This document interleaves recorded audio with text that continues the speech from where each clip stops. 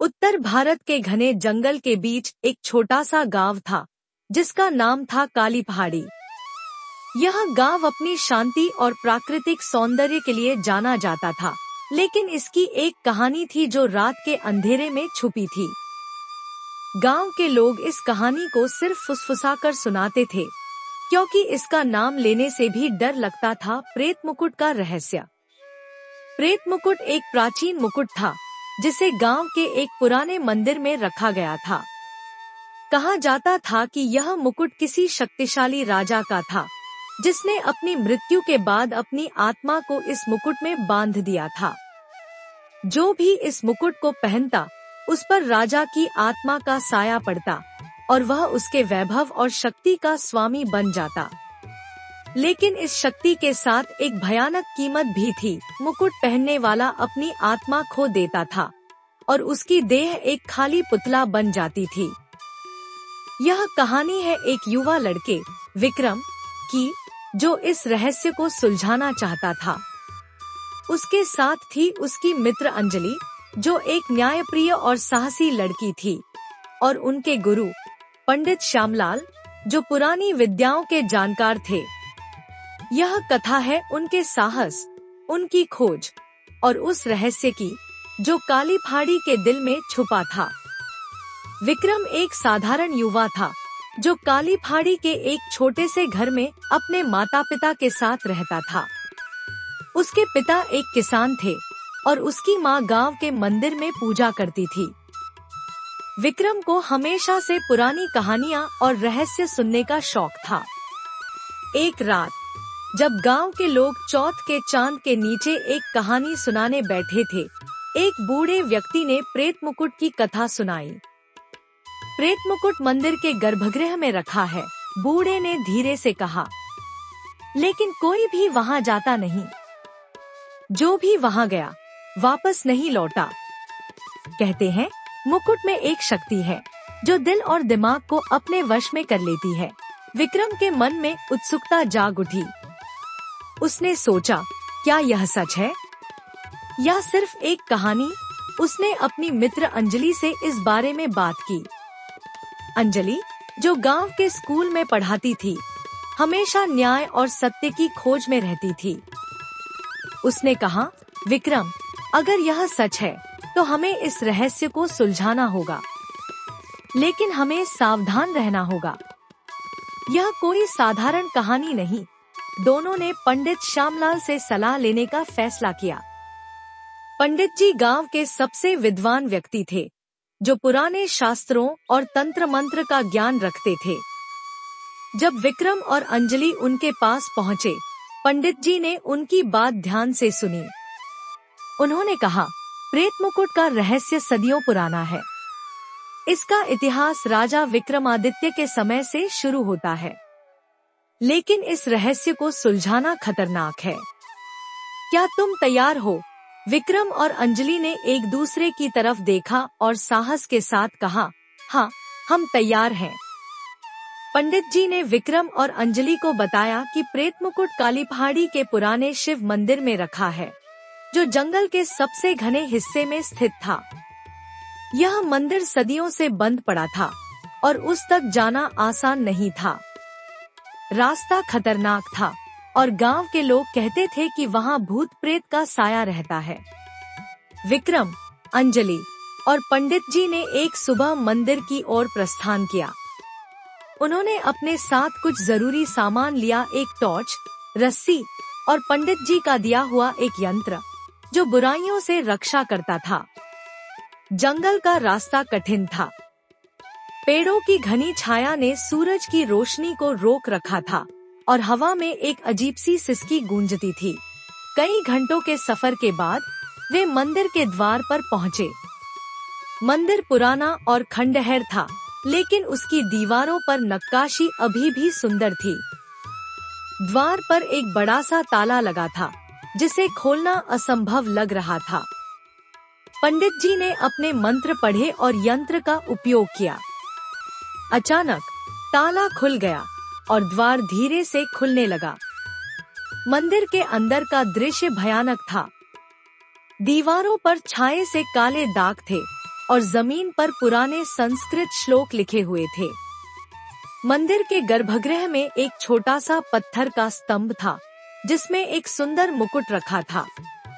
यह था प्रेत मुकुट, जिसका सोना और रत्नों से जड़ा हुआ था, लेकिन उसके चारों तरफ एक अजीब सी ऊर्जा थी, जो दिल को कंपित कर रही थी। विक्रम ने मुकुट की ओर कदम बढ़ाया, लेकिन पंडित जी ने उसे रोक दिया। रुको विक्रम, यह मुकुट शक्तिशाली है। इसे छूने से पहले हमें इसके रहस्य को समझना होगा।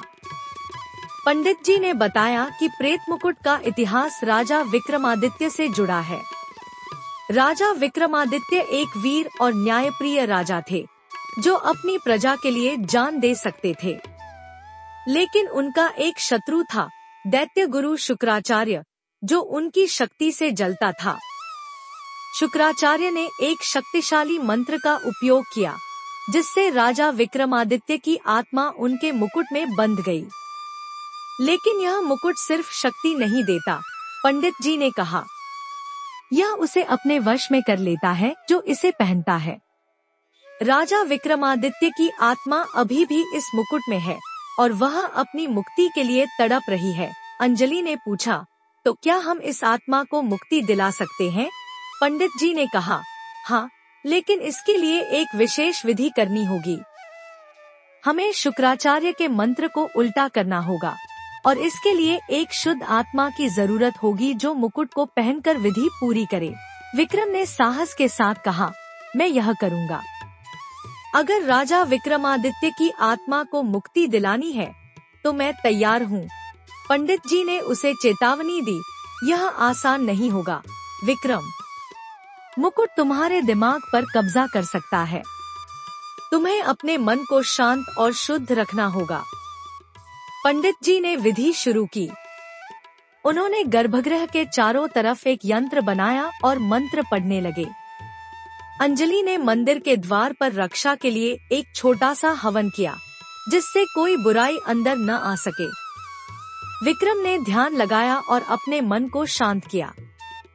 फिर पंडित जी के इशारे पर उसने प्रेत मुकुट को उठाया और अपने सिर पर रखा।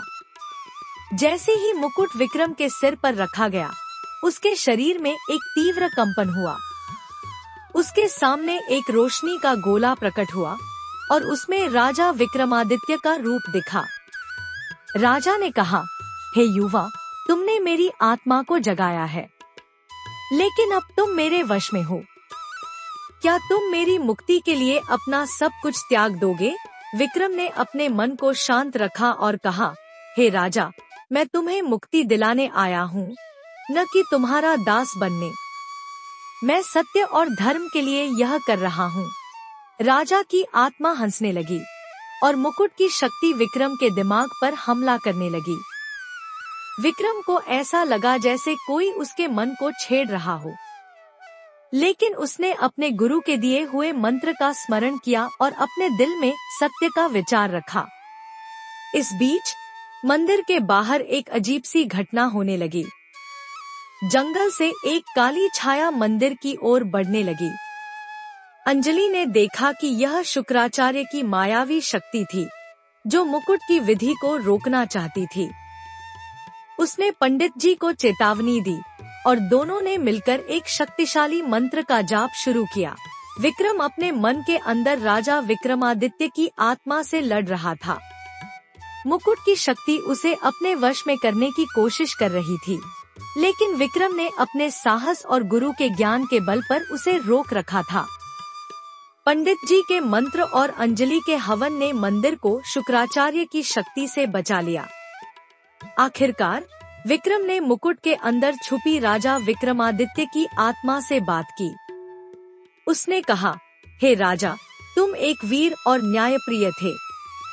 अब अपनी आत्मा को मुक्ति दो। तुम्हारा समय पूरा हो चुका है। राजा विक्रमादित्य की आत्मा शांत हुई और उन्होंने कहा, तुमने मुझे मेरी गलतियों का एहसास दिलाया। मैं अब मुक्ति के लिए तैयार हूँ। पंडित जी ने अंतिम मंत्र पढ़ा और विक्रम ने मुकुट को सिर से उतारकर यंत्र के बीच रखा। एक तीव्र रोशनी निकली और राजा विक्रमादित्य की आत्मा एक दैवीय रूप में प्रकट हुई। उन्होंने विक्रम, अंजलि और पंडित जी को आशीर्वाद दिया और अंतर्धान हो गए।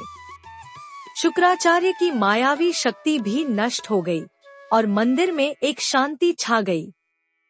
प्रेत मुकुट अब एक साधारण मुकुट बन चुका था, जिसमें कोई शक्ति नहीं थी।